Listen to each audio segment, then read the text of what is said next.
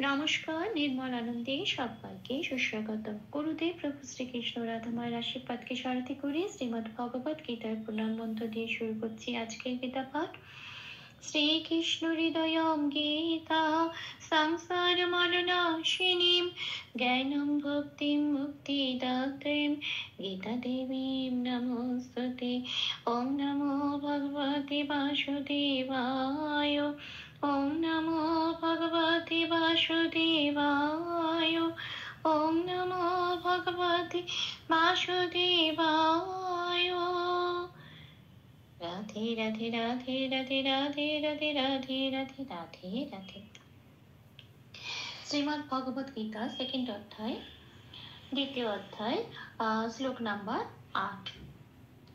নাহি প্রপস্বামি মমাপনুদ্বাদ यच्छोकमुच्छोषणमिन्द्रियाणाम् अव्याप्य भूमावसपत्नमृद्धम् राज्यामुसुराणाम् अपि चाधिपत्यम्।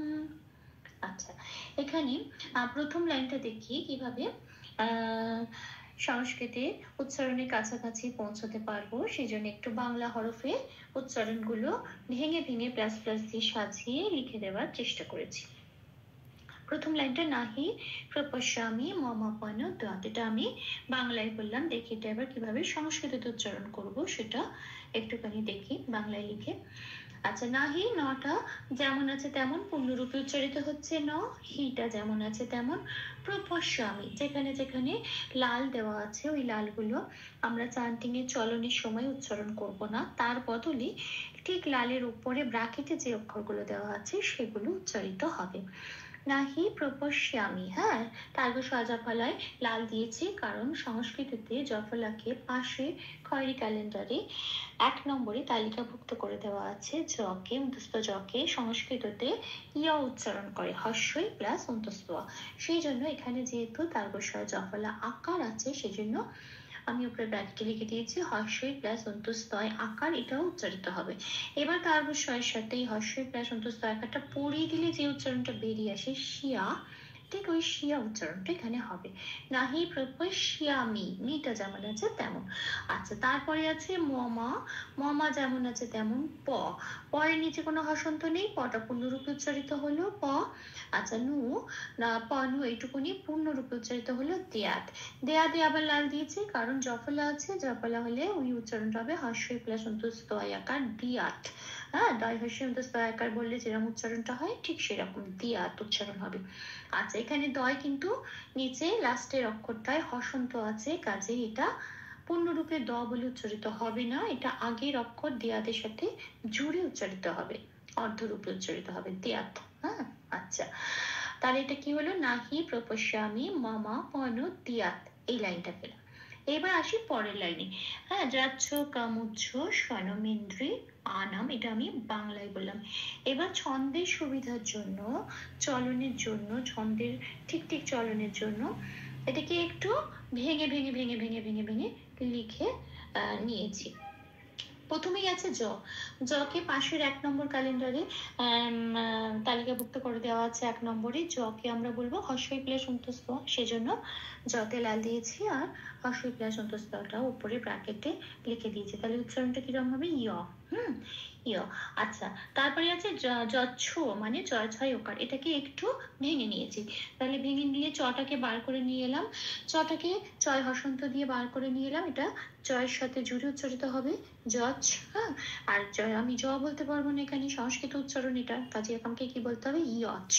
ইয়াচ, ছোটা যেমন পড়ে আছে পড়ে রইল ছ।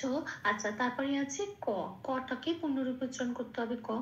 আচ্ছা, এখানে আছে মু, এই মুতে আমি হর্ষটাকে ভাঙছি, হর্ষটা পরেরটায় চলে যাবে, মটা ভেঙে বাইরে বেরিয়ে আসবে, তাহলে ময় হসন্ত লেগে যাবে যেহেতু মটা ভাঙছে। তাহলে মটা যখন হসন্ত লেগে গেল তখন মটা আর পূর্ণরূপে উচ্চারিত হবে না, ময় হসন্ত লেগে যাওয়া মানে ওটা অর্ধম হয়ে গেল, অর্ধম হয়ে গেল তখন আগের অক্ষর কয়ের সাথে জুড়ে উচ্চারিত হবে কম, তাহলে হলো ইয়াচ্ছ কম। এবার হর্ষটা পরের অক্ষরের সাথে জুড়ে হলো উচ্চ। এবার উচ্চতে আবার চয় ছয় ওকার আছে, তাহলে আমি চটাকে আবার ভেঙে বার করে এনে চয় হসন্ত দিচ্ছি, ভেঙে বার করে আনছি, আগের অক্ষর হর্ষের সাথে জুড়ে উচ্চারিত হচ্ছে উচ্চ, ছোটা যেমন আছে তেমন। তাহলে কি পেলাম? ইয়াচ্ছ কাম উচ্চ, এটুকুনি হয়ে গেল। এইবারে স্বনাম ইন্দ্রিয়ানাম, এই ইন্দ্রিয়ানামটাকে আমি ভেঙে ইন্দ্রিয়ানাম করব, আর মটাকে ভেঙে বাইরে নিয়ে আসবো। হর্ষটাকে আলাদা করে পরের অক্ষর ইন্দ্রিয়ানামের সাথে জুড়ে দেবো, ইন্দ্রিয়ামের সাথে। তাহলে আমি মটাকে ভাঙছি হসন্ত দিয়ে, মটা বেরিয়ে আসছে, যখন হসন্ত লেগে গেছে আগের অক্ষর নয়ের সাথে জুড়ে উচ্চারিত হলো, তাহলে হয়ে গেল স্বনাম। আচ্ছা, এবারে যে ময় হর্ষের হর্ষইটা পড়ে রইলো, সেই হর্ষটা পরের অক্ষর সাথে চলে গিয়ে হয়ে গেল, তৈরি করলো ইন্দ্রিয়ানাম। তাহলে আমি কি পেলাম? ইয়াচ্ছ কম উচ্চ স্থানাম ইন্দ্রিয়ানাম, এইটা। আসি পরের লাইনে, অব্যাপ্য। আচ্ছা, অ যেমন আছে তেমন ব কে ব হিসেবে বলতে পারবো না, 2 নম্বরে তালিকাভুক্ত করে দেওয়া আছে, ব কে বলতে হয় ও প্লাস ও। তাহলে আমি এখানে যেহেতু বা আছে সেই জন্য বলবো ও প্লাস ওয়া। তাহলে হয়ে গেল ও অ ওয়া প। পয়ে আমি লাল দিয়েছি কারণ ওখানে আবার জফলা আছে, জফলাকে ওরা ইয়া উচ্চারণ করে হর্ষই প্লাস অন্তস্থ। তাহলে পয়ের সাথে হর্ষই প্লাস অন্তস্থটা পড়ে দিলে যে উচ্চারণটা আসে পিয়া, ঠিক এই উচ্চারণটা হবে। তাহলে আমার উচ্চারণটা কি পেলাম? শব্দে অ ইয়া পিয়া, অ ওয়া পিয়া। এটা। আচ্ছা, তারপরের অক্ষরে তারপরে শব্দে আসি ভূমা বস পত্নম মৃদ্ধম, এগুলোকে একটু ভেঙে ভেঙে নিয়েছি ছন্দের সুবিধার জন্য। ভূমা যেমন আছে তেমন, বকে ব হিসেবে বলতে পারবো না, সংস্কৃতের উচ্চারণ ও প্লাস ওয়া হবে, ভূমা ওয়া।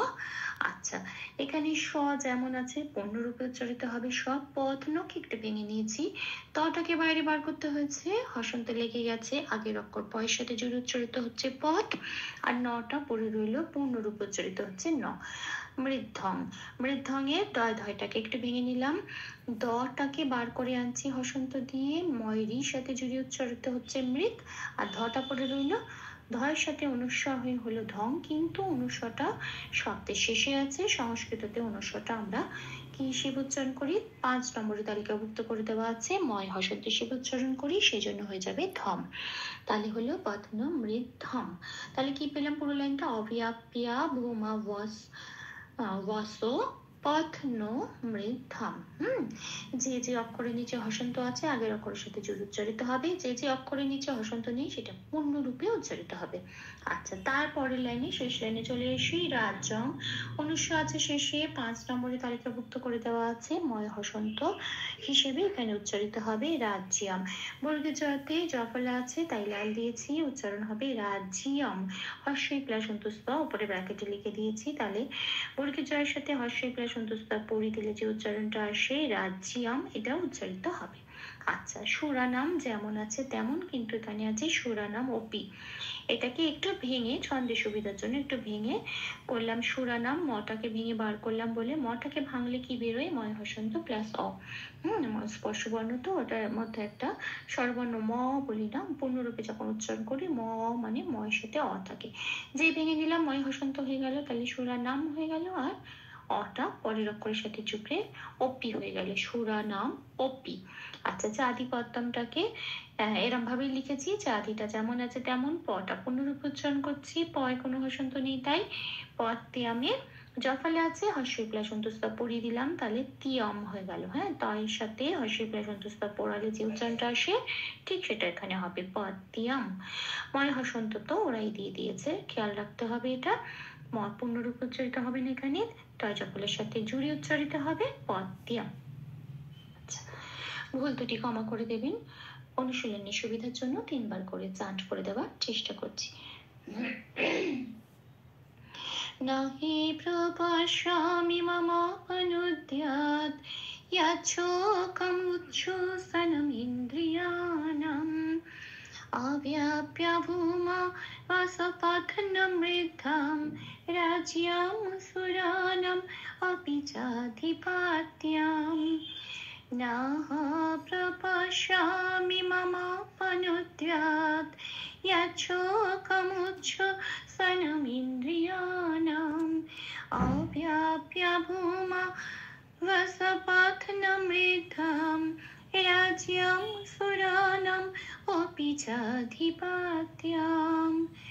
নাহি প্রপশ্যামি mama panuyat yachokhamukcho sanamindriyanam avyapya bhuma yas yasopathnamritam avyapya bhuma yasopathnamritam rajyam suranam upijadhipatam Radhe Radhe Radhe Radhe Radhe Radhe Radhe Radhe Radhe Radhe তপ্ত কাঞ্চন গৌরাঙ্গীম রাধে বৃন্দাবনেশ্বরী বিষভানুসুতে দেবী তাম প্রণমামি হরে প্রেম। প্রভু শ্রী রাধাময়ের আশীর্বাদ কৃপা দৃষ্টি আমাদের সবার উপর বর্ষিত হোক। ধন্যবাদ। আপনাদের উৎসাহই আমার অনুপ্রেরণা। আমার সকল ভুল ত্রুটি ক্ষমা প্রার্থনা প্রভুর চরণে অর্পণ করলাম। ওম কৃষ্ণায় বাসুদেবায় হরয়ে পরমাত্মনে প্রণতক্লেশনাশায় গোবিন্দায় নমো নমঃ। শ্রীকৃষ্ণার্পণমস্তু। জয় শ্রীকৃষ্ণ।